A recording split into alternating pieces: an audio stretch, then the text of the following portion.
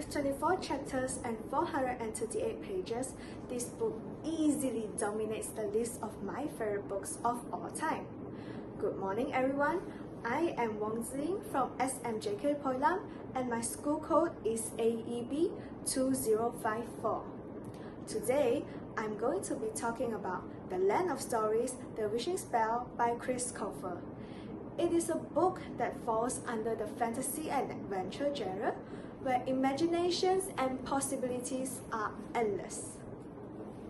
There are two main characters in the story, which are Alex and Connor Bailey, and they are twins who were transported into the land of stories where fairy tales are real through a magical book that has been passed down to them by their grandmother.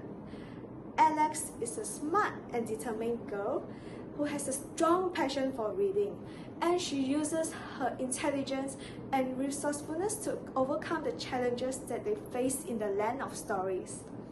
On the other hand, Connor is an adventurous and imaginative boy.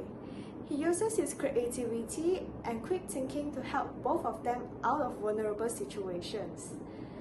Both of them, however, are relatively knowledgeable about fairy tales. They learned them from their father, who used to own a bookstore. What they knew were not those remakes or Disney-fied versions of the stories, where every story ends with a happily ever after. But those actual originals, where all their gruesome details and sad endings were written.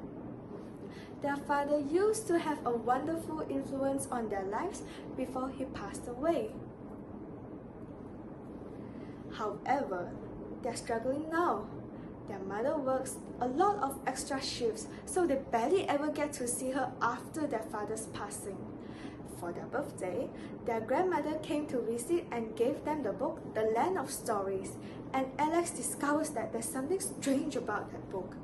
Sounds keep coming out from it, and it glows. Eventually, she and her brother finds out that things can disappear into it. Eventually, they fell into the book by accident, and they were now in the world where stories from their childhood came from. Despite how old the stories are, it seems that not too long has passed since the end of many fairy tales such as Cinderella, Rapunzel, Snow White, and Sleeping Beauty, as there is always further to a story than what everyone knows.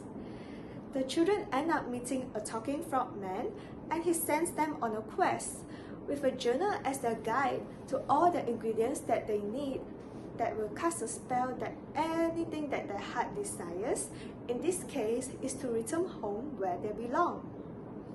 It leads them throughout the kingdoms of the land of stories, meeting all their favorite fantasy heroes and even some villains from stories they knew as well.